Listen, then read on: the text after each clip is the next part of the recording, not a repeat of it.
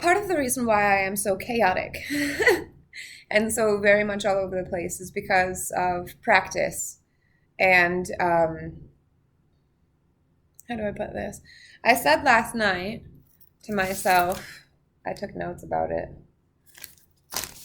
They're gone now. It doesn't matter. I said last night to myself, I'm nervous. I'm nervous because this is a big one. This is an important one, and I don't want to get in the way, and I don't want to muck it up by being me too much in the middle of it. So I made a deal and was like, let me go smoke a cigarette, and then I'll come back and we'll talk about whatever it is that you want to talk about. And it's incomplete teachings. It's incomplete teachings is what we're talking about right now, and how tricky that is, because it's a dangerous game to follow instructions in a manual that's not completed. You know, you'll get 80% of the way there, and then you'll wonder why the rocket isn't starting up, why you're not launching off of the launch pad, and it's because the instructions were missing 4 pages. And it's like that forever. There is no way to translate a complete teaching. That isn't what happens here.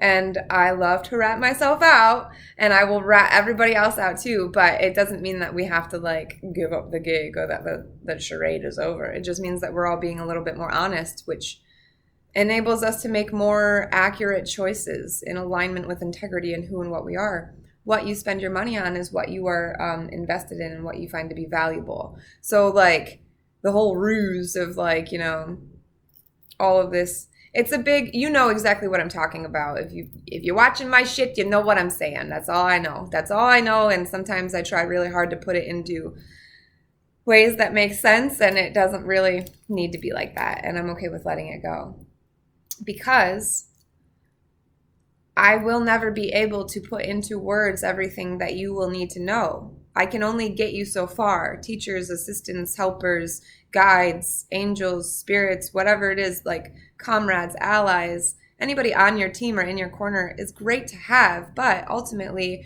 when push comes to shove and the moment arises in which it's your time to do what it is that you are here to do, nobody else will be able to do it for you. Nobody else will be able to help you do it. You have to do it 100% on your own. And it's all of this, like, everything that we've accumulated, you know, from outside and inside and seeking and attaining and accumulating allows us to arrive at that point in which we are enabled to recognize our ability to just let it all shed, drop it all, and then just be. You are it. I've got fuzzies on my computer that are like fucking with my face, so I want to mess with it. So every teaching that you will come across, any teaching, it's important and it's valid and it's a part of the process, and I don't mean to diminish that at all, but I also don't want to spend time trying to explain things that there are prerequisites of understanding that will push you to a point in which my content becomes available to you. And that's where we're at. So if you are having like a glitch or a skip in which you're not sure if you understand what it is that I'm saying, my first recommendation is to trust yourself. You do. And from there, my second recommendation is, if that's not really like, that's a straight shot to intuition. If you can't just drop it and trust yourself, go find some other material. I make references all of the time, and there's all kinds of communities, and there's different. Life is kind of like a labyrinth, and there's a maze, and we're all kind of going through the same thing. But it's like, if I've turned 3 corners around, I cannot, for my own sake and for your sake as well, I cannot, if you're 4 corners behind me, I cannot peer around 4 corners to see you, to guide you to these corners that I have turned. I will then lose myself. I'll be, getting back into the labyrinth as opposed to coming out through the other way, if that makes sense. So if there's ever this feeling, because I've had it too, this feeling that like who your teacher is or who your helper is at the time isn't giving you something, that they're holding something back from you, like they know what it is that they should tell you or could tell you to help you just bust through this obstacle or this wall or whatever it is. It's because they can't, even if they could give it to you, it won't be useful to you because you have to do it yourself. You have to find the corners to turn on your own, because the corners that you turn might be different corners than what I've turned anyway. And they will be complicated, very silly, and it's makes sense, but it doesn't. And it's supposed to be both at the same time. That's paradox. That's duality. That's like how and where we are. So we have, I'll use the fourth way as an example. I have a particular affinity for chaos magic. That's, I think, one of the initial points of relativity for me that opened my ability to receive beyond my third dimensional perceptors. I was initiated through chaos magic. So I have a fondness for that approach to everything. And essentially, and in what you are initiated through is often like you're called to be initiated through that path because it is alignment. It is in alignment with you. It is. I'm very chaotic. I'm very like little elements of everything all the time. What works and what doesn't. I'm getting rid of it, shifting and changing, and not not really being or staying attached to anything for too long. And the attachments that do arise is a very big fun lesson because it's like I'm just so fucking whatever about everything all the time that when something persists, I'm just like, ooh, you're a bugger, aren't you? You need attention, don't you? And so chaos magic, chaos, and that whole realm of, to give a little bit of a background on that, and it might you're probably going to pick up more from this than what I'm even aware of that I'm saying. That's how these things work. Reflections work in both directions, and I'm just kind of the mouthpiece, and I catch the runoff, which is valuable. And positioning yourself in a position to be comfortable with all of these things. These are the things that you have to do on your own that a teacher won't be able to do for you. This is why all teachings, all lessons are incomplete, because the missing puzzle piece, the missing link is you. You're the next step, whatever you do with whatever it is that you've accumulated and been presented to up until this time. So no pressure, literally no pressure. It feels like a lot of pressure. It seems like a rye, like, oh, no pressure, sure. And it isn't, because the more you believe that there's pressure on it, the more you will resist doing it. And then you're just in this back and forth war of contention with yourself about whether or not you're actually ever going to show up, because you know exactly what to do. And you're just like, you're testing the universe. Like, yeah, go ahead.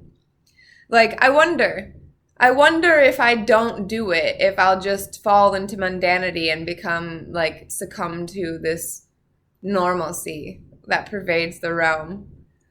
You could test it, you could try it, but we all know that you don't want to. You really want to lean into the weird shit. You really want to see how far you can go on that end of the spectrum. So, I mean, like, yeah, like the more you allow people to confine you and your environment and your situations to confine you to this, like, I'm a person with a personality that has these characteristic traits and this is my bag and I just got to work with it, as opposed to being like, yeah, these things came up and I have attachments to them, but I'm clever enough to see beyond that and understand the mechanism of it. So I can like shift qualities and perspectives and move them around and try things out to see if that's more fitting. And what isn't fitting will naturally tell you. Like, it's like a corset that your ribs are being squished too tight, or something's just like popped into the wrong place, and it's just like you can't sustain that. And the name of the game isn't necessarily sustainability, but kind of sustainability, regenerativeness, your ability to like come in and out of. That's too much. I won't go there. So me being me, I have a tendency of, with chaos magic as the background, the general like notion is that like belief is a tool and magic is like the vehicle through which you're accomplishing things. Like what you believe in has the tendency to like make itself manifest in the reality that you experience. This is all chaos magic, like prefacing still.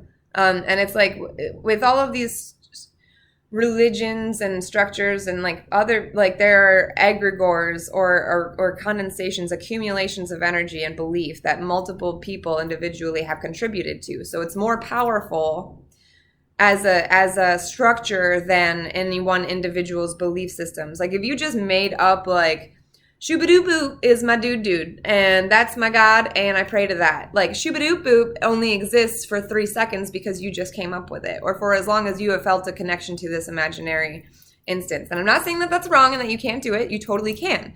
But shoobity doop boop, my dude over here is brand new and maybe not as effectual or not as matured into the potential of its abilities as a divine figure as something like Jesus would be. Because how many people do you know have some kind of like drive or belief or faith in this Jesus character or archetype?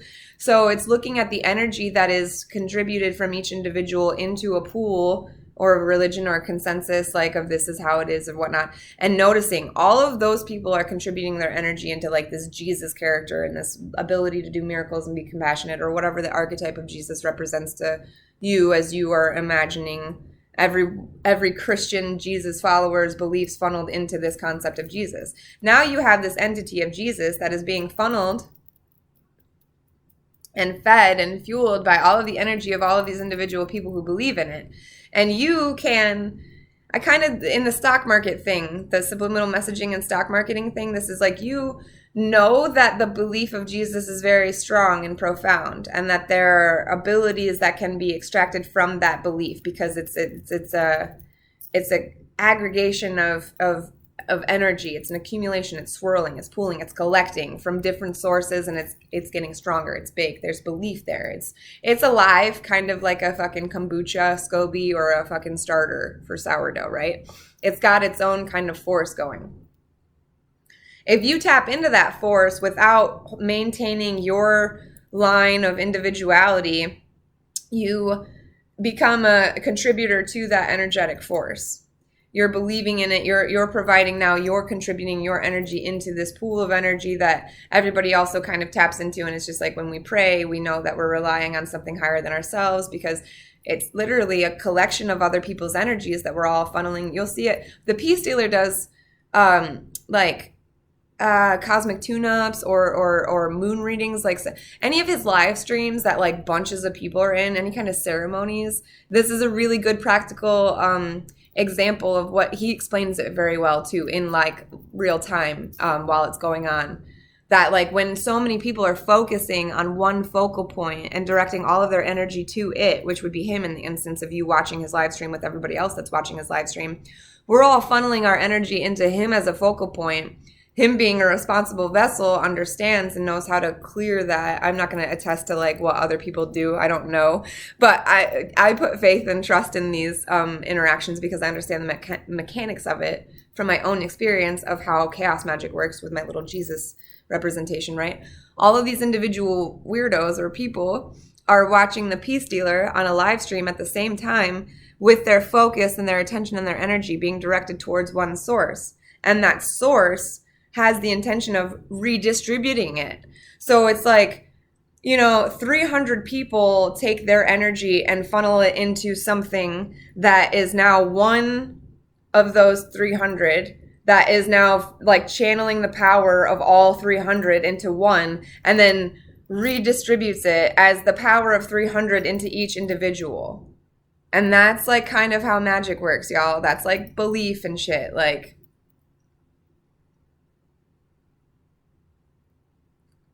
I think we got it.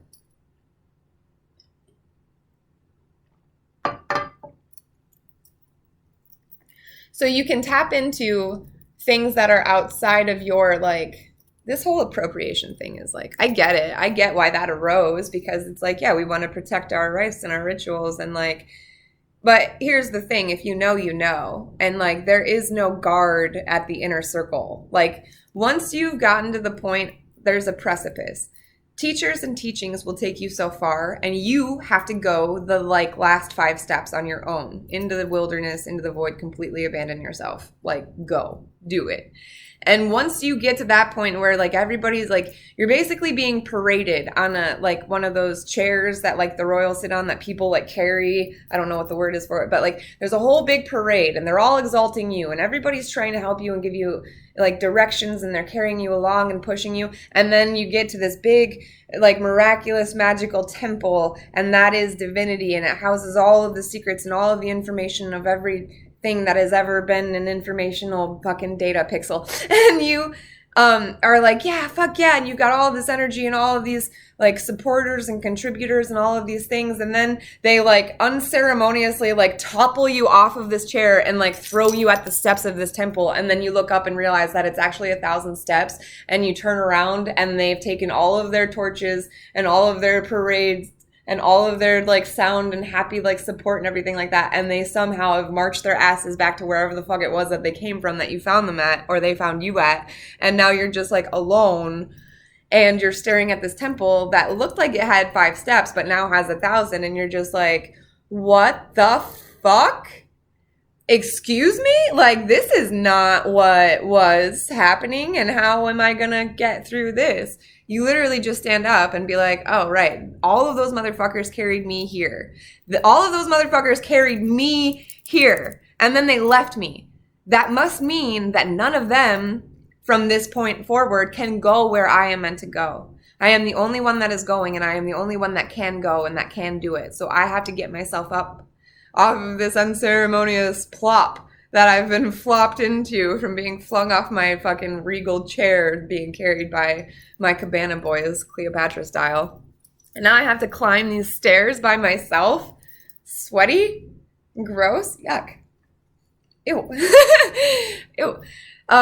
That is gonna nicely segue me to that point that I made and then like dropped a while ago about I want to start with the 4th way as an incomplete teaching. And I'm going to expand upon what my knowledge of the 4th way, like at what it has contributed to in my advancement here. Take that, kind of give it to you as a little, here you go, and then what I've developed beyond that. So the 4th way is a school of thought, and it's called the 4th way because kind of previous to this, I would say, introduction, there was primarily 3 practices or ways of reaching enlightenment. The way of the fakir, the way of the monk, and the way of the yogi. And I don't know which one goes with which one, but they're segmented. One, like, essentially the 4th way comes along and it's just like none of those ways. All of the ways wrapped up into one. This is the way of the sly one. I'm sly because I can see where these 3 were not utilizing all of their senses available to them. I'm going to incorporate that ability because I believe that I can. So in the ways of the fakir, monk, and yogi, I have to give you kind of an overview and go back and forth between it. In the 4th way, it describes man or human, woman, whatever you feel. I'm going to say man because it's just quicker and you don't have to say an extra syllable for human or woman. It's just man. It's quicker. Okay? Get over it. It's fine. That's why we do God so much, by the way. Anyway, divinity, the universe, cosmic powers, your higher self. God is 3 letters. It's very quick. Budweiser as a beer company, like, brilliant, because when people are like trash at the bar and they're like, oh, let me get, you can't, like, Bud, you gotta get Bud, quick, direct, give me the thing that I want, Occam's razor style. Anyway, I don't condone alcohol. It's just the funny reference that I have from a commercial or a comedian somewhere in a past life that's like popping through me, and I've made an agreement to just allow these things to come as they come because it's easier that way instead of trying to redirect them and force and hone things. So in the 4th way, and you might be familiar with this because you might have found me through Bruja Report and all such other things, but just bear with me. So the 4th way essentially says, and it breaks down man, human, into 4 components. And you'll have 4 centers, they call them. They call them centers. Your intellectual center, your emotional center, your moving center, and your instinctual center. So in the first 3 ways of reaching enlightenment, the first 3 paths, the fakir, the monk, and the yogi, each of them selects one of these centers to essentially forfeit or sacrifice. This is kind of a Piscean age mentality. We're moving out of the whole sacrificial requirements in order to gain contact to divinity, and this is kind of going to bridge that gap a little bit. So with like the monk, let's say, and I don't think that these are right, but I'm going to try to put the examples together just so I'm not so ambiguous about it. So the monks, they give up all of their worldly possessions, emotions, we'll say. The emotions are the center that monks would sacrifice. They recognize that there are components of humanity, and one of them is essentially hindering you from reaching a higher state of existence. For the monks, it's the emotions, and they, give up all of their worldly possessions. They focus their mind and their body on studying. They really hone in on the other components and disregard the, yes, I know that. Sorry. They disregard the emotional component or center of itself. Now, doesn't that seem like you're cutting something out and you're leaving something behind? You're trying to ignore the fact that you have an ego or a shadow or whatever. And the fakir is the physical one. Like, they'll, I guess, whatever position, hold their position, sacrifice some part of their fucking body through, determined, focus and meditation. Like, this arm, if I hold it up for 6 years, is going to fucking wither and die. And the rest of me will be, it'll absorb the power of the arm and I'll have more enlightenment or whatever like that, because I've sacrificed some component of myself that I decided I didn't need in order to gain what was there in a different capacity across some other understanding, like in the way. The fourth way comes along and is just you don't have to sacrifice anything. You've got these 4 centers. You've got them. They're God-given. Use them. Learn how to identify when it's your intellectual center, when it's your emotional center, when it's your moving center, and when it's your instinctual center that are kind of guiding you or directing you in whatever activity or interaction or instance is occurring in your experience as it occurs. And that is really profound. Putting it in simple terms of you're not just you, you're multiple bitches, okay? And it's not just in a multiple personality kind of a context. It's that some of you is thought-based or computer-based or numbers-based or very logical and rational. But then there are other parts of you that are completely nonsensical and just very over emotional. I hate the word over emotional, but very emotional and very in tuned with the tides and the flows of mysterious things that don't really have words about it. And then you've got your body, and your body in your intuitive instinctual center, that's your heart beating and your lungs breathing and your eyes blinking and you swallowing and all of these things that are kind of going on behind the scenes without you being anywhere near involved in it, because you've got your focus on your intellectual, emotional, and your moving centers already, and that's kind of just underlying in there. And there's so much great material to study all of this, and the School of Unified Spiritual Laws by Everest Asher, again, the Bruja Report, that's this is the key nodule of where my education in this 4th way school comes from in that practice. But again, me being where I'm coming from in this whole chaos atmosphere paradigm, understanding that I really just dip into certain beliefs or certain practices to extract the nuance of what would essentially be useful for me so that I can exit that paradigm and carry with me what it is that it's useful. That's me being dropped off at the temple steps and climbing those 5 steps by myself. The school, the other teachings, the 4th way in general, all of the school, all the studying, all of the meetings that you'll go to about 4th way or whatever other path or school that you go to is the parade.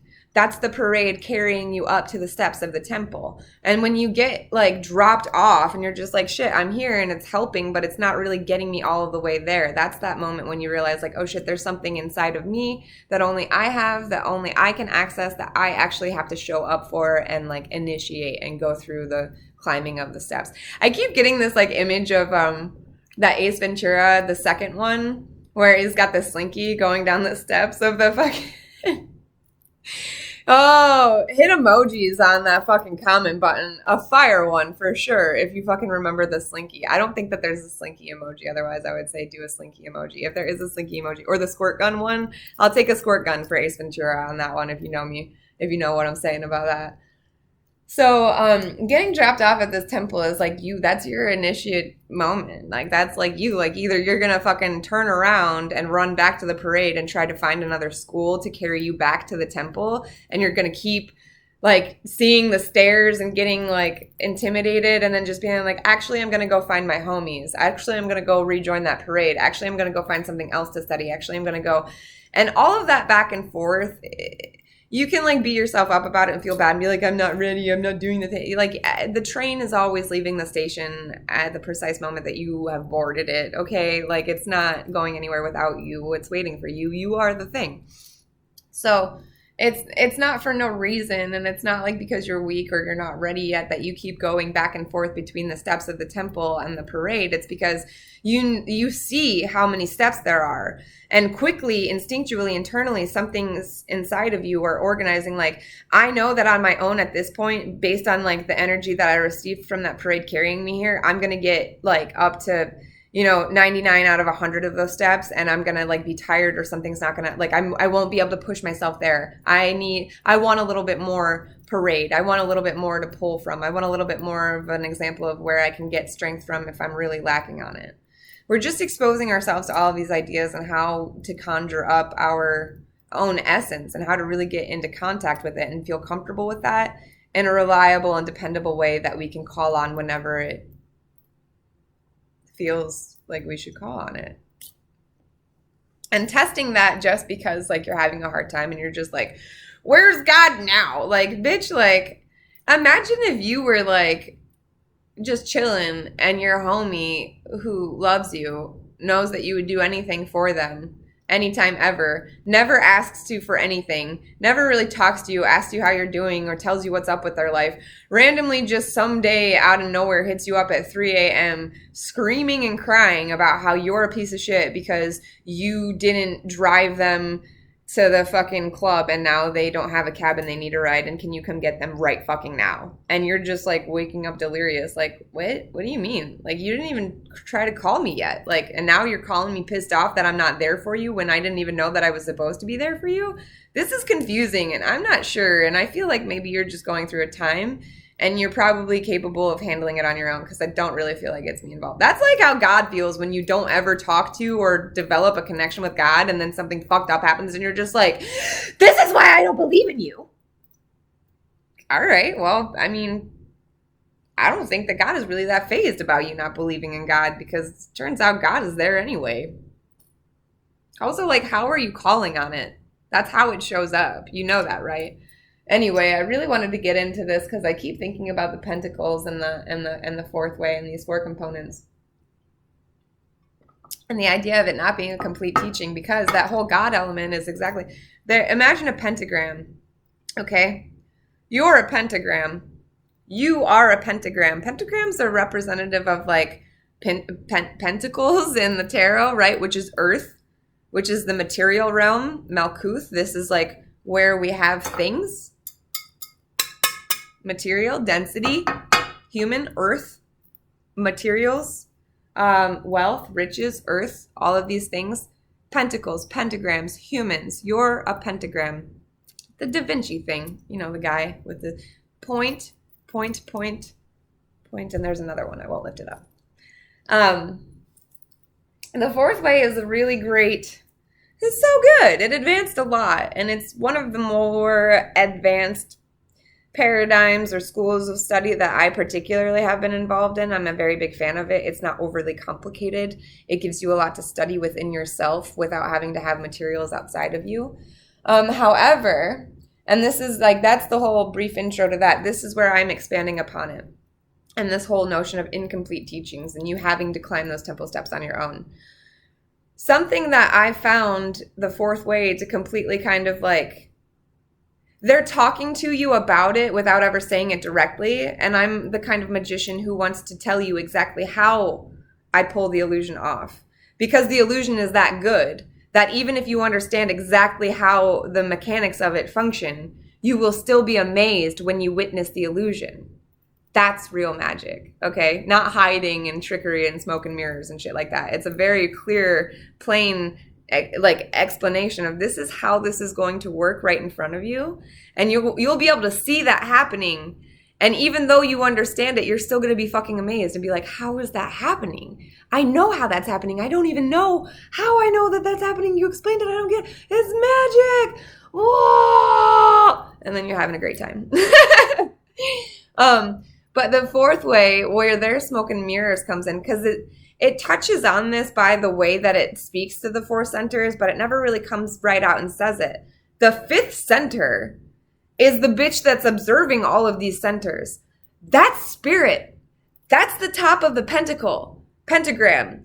That's the peak. That's the higher point of advantage. Like, that's the vantage point. That's the third force. That's the top of the pyramid. That's where you live. That's where you should be sitting, your higher perspective. Like, the thing that observes all of the individual components that you are. Jim Carrey said it one time, I think, in something where he has quoted to have been said it. That, like, do you ever, like, I was watching myself think, and then I thought to myself, wait, if I'm watching myself think, who's watching me watch myself think? And then you really start getting out there. That's spirit. That's spirit. That's that fifth component, the fifth element, if you will, that we're all in. Your body is a pentagram. You are a pentagram. You have 4 centers, but you're not just those 4 centers. Spirit's involved in that bitch, motherfucker. Okay? Damn. And that is the temple. That's the temple that you have to, like, climb the steps to get to on your own. So as, like, closer to the temple steps as it seems like this particular parade might be getting you, you still have to, in order to meet spirit, to see the tip of the pentagram, the top of your existence, the vantage point that you've been looking for, you have to go. You go by yourself. And it's not just like a one time you go and then you fucking figure it out. I mean, that's like, you do drugs one time. You know what I mean? Like, you can do this at any moment. Pray without ceasing. Become spirit. Let spirit embody you 100% of the time, and you will never have to do anything ever again, because you're just like, I just abide by whatever it is that spirit would allow me to have in my life, and I'll just go through that. I don't know. That was a weird kind of... I get nervous about saying these kinds of things because I understand that there are different points in the journey and incomplete teachings. I won't be able to give you everything on your own. But damn, when you get there, woo! I love you. I'll see you soon.